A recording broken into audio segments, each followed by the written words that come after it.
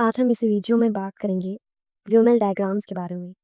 जैसे कि हमारी वीडियो का टॉपिक है complete guide to project diagrams.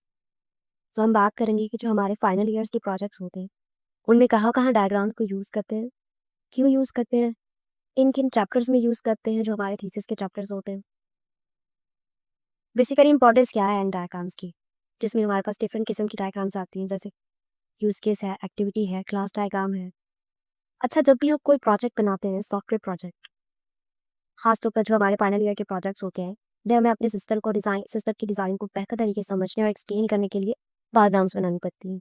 ताकि हमें पता चल सके कि हमारा सिस्टम फ्लो कैसे कर रहा है, इसमें प्लानिंग कहाँ हो रही है, बेसिकली सिस्टम का स्ट्रक्चर क्या है।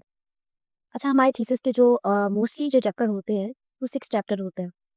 फर्स्ट चैप्टर इंट्रोडक्शन का, सेकंड रिक्वायरमेंट गैदरिंग का, थर्ड एनालिसिस का, फोर्थ डिज़ाइन का और फिफ्थ यूजर मैनुअल का और सिक्स चैप्टर में हम इम्प्लीमेंटेशन, टेस्टिंग और कंट्रोल को मिलाकर एक चैप्टर बनाते हैं।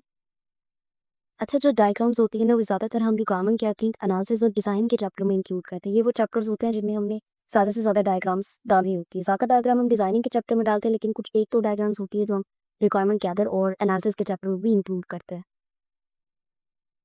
अच्छा, अब हम बात करते हैं कि अ, कौन-कौन सी ऐसी डायग्राम्स हैं जो हम यूज़ करते हैं। बेसिकली इंपॉर्टेंट डायग्राम्स हैं कौन सी प्रोजेक्ट के लिए। तो टिपिकली हमारे पास 6 डायग्राम्स होती हैं जो एकेडमिक प्रोजेक्ट में हम यूज़ करते हैं। किसी भी एकेडमिक प्रोजेक्ट में तो उसके एस्पेक्ट्स को हम क्लियरली डिफाइन कर सकें। और इनमें जो हम डायग्राम्स यूज़ करते हैं वो डायग्राम्स होती हैं ह्यूमन डायग्राम्स, जो कि पूरे सिस्टम्स को आपको डिफाइन करती है, किस तरह सिस्टम वर्क कर रहा है, फ्लो कैसे हो रहा है और परफॉर्मेंस कैसी जा रही है। ह्यूमन डायग्राम्स की 2 टाइप्स होती हैं, स्ट्रक्चर डायग्राम और बिहेवियर डायग्राम।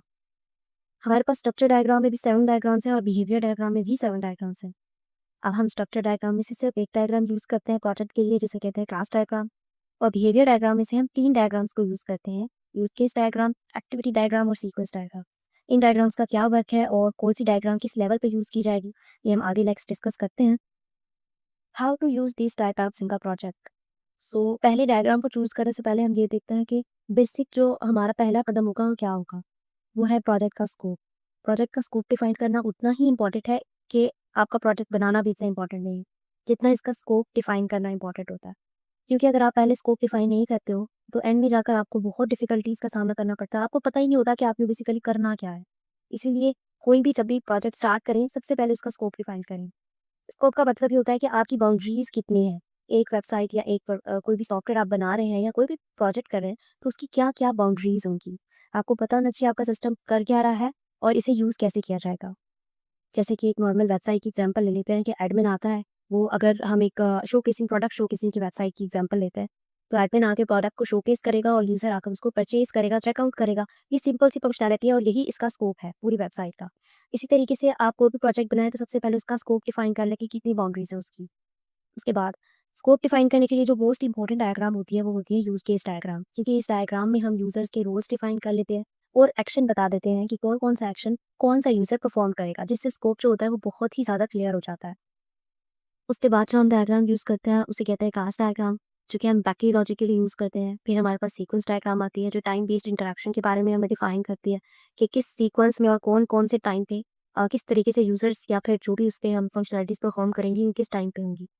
उसके बाद आती है हमारे पास ईआर डायग्राम, जो कि बेसिकली डाटाबेस के स्ट्रक्चर को डिफाइन करती है कि हमारे पास डाटाबेस में टेबल्स कितने होंगे, एट्रीब्यूट्स क्या होंगे और किस तरीके से इसका स्ट्रक्चर बनेगा। लास्ट पे हमारे पास आती है फ्लो चार्ट और एक्टिविटी डायग्राम, जो बेसिकली पूरे सिस्टम का फ्लो एक्सप्लेन करती है कि डाटा फ्लो किस तरीके से कर रहा है पूरे सिस्टम में। आगे फर्दर जब हम ये डायग्राम्स बनाएंगे तो डिटेल में एक-एक डायग्राम को देखेंगे कि किस तरीके से उसकी फंक्शनैलिटीज़ है और किस तरीके से वो डायग्राम वर्क करती है।